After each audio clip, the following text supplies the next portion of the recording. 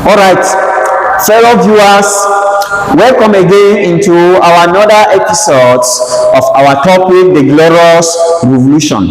In this episode, we are going to be looking at the inglorious aspect of the revolution. As we have discussed in the previous episode, the glorious aspect of the revolution, in this one, we are going to look at the inglorious or the bad sides or the negative aspect of the revolution.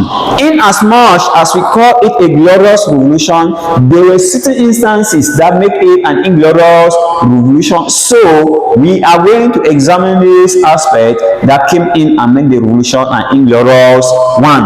The first point that we are going to look at it, we talk about false rumors about James' son.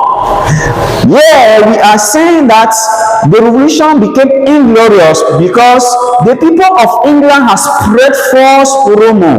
When James Edward, or the Prince of Wales, was put to bed on the 10th of June 1688, the people of England spread false rumors that the child was smuggled through a warming pan or an incubator into the palace, which was not so. It was false rumor. This rumor was spread worldwide to give a negative image about the birth of this child, because the people of England became afraid that with the coming of the child, he was going to be brought up in a Roman Catholic way, through Roman Catholic doctrine, and since his right to succeed the throne was above that of the half-sisters Mary and Anne, he was now having the power to succeed after the death of his father. So, and when he succeed, he was going to continue Roman Catholicism in England. So they started spreading false rumor against the child. So we look at this false rumor that was spread by the people of England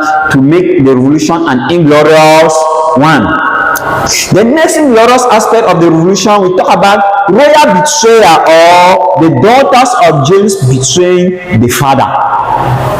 We gather shocked to know that the thing that made James to escape to France when the revolution was going on was when he heard that Mary, the first daughter, was conniving with the husband, William of Orange of Netherlands, to come and succeed the throne. James could not swallow it. James could not take it. James looked at it that, how can my own daughter be planning to take over from me? And because of that, it was the highest shock of the revolution that James could not take, and for him to stay away from the shock, James has to move to France. So we can call it as royal treason or royal betrayal, where the daughters of James have to betray their father. It make the revolution an inglorious one.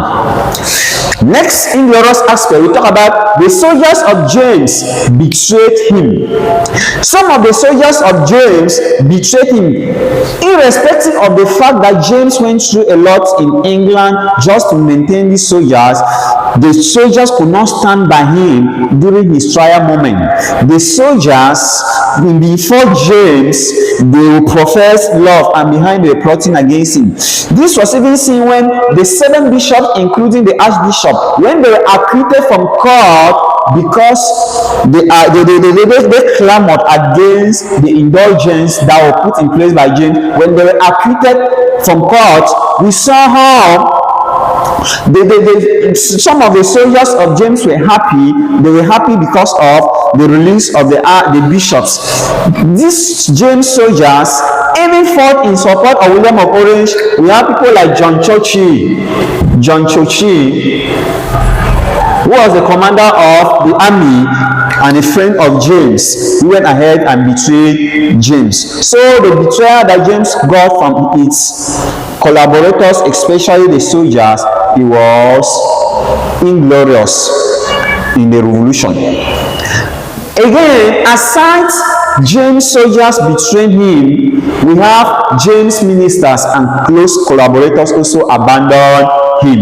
The ministers of James could not stand by him in times of trial moment. They have to abandon James. These ministers, before James, they will profess they love him, but behind they will be plotting against James. Some of the ministers were the one helping to spread the false rumors of the birth of the Prince of Wales, and because of that, it made the revolution an inglorious one, because James has invested his time, has invested his resources, and he went through a lot of challenges in the hands of the English people just to make sure that his ministers and collaborators were fine. But when he was faced in a revolution, they turned their back against James. So this aspect of that, it made the revolution an inglorious revolution, because his close collaborators and people that he trusted them, they could not stand by him in times of hard moment. We talk about the English people betrayed their leader. That was another inglorious aspect of the revolution. It will surprise us to know that the British Parliament and some of the political parties in England, like the Whigs and the Tories, they have to collaborate with a foreigner to come and take over the throne. The people of England collaborated with William of Orange, who was the king of Netherlands, to come and take the throne since he was a Protestant. And because of that, all the English people with the parliament, with the political parties, connive with a foreigner against their chief or against their leader, thereby making the revolution an inglorious one, because these people stood against their king in support of a foreign leader. It makes the revolution an inglorious revolution. We talk about the next one. There was bloodshed.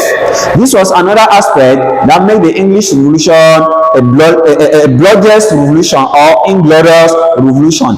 Though we have said there was not too much bloodshed, but to an extent, 2 persons were killed in the battle that unfolded in the East Coast, precisely in Toby, against the 11,000 soldiers of William of Orange. Some people were killed. So with this death of people, it made the revolution inglorious. We could also talk about James being escaping to France from England. He threw the royal boats into the river, and because it was it that was being used to enthrone a different king, the fact that James decided to throw it into a river, it made the English Revolution an inglorious one. Now we have looked at the glorious and inglorious aspect of the revolution. As I earlier said, how can you answer a question in this area, or how can a question be asked?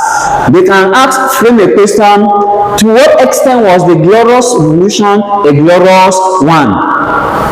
In this question, you are dividing it by 2. You have MP1. If they say to what extent was a glorious revolution, MP1, you give the glorious aspect of the revolution that we have looked at it in the previous episode.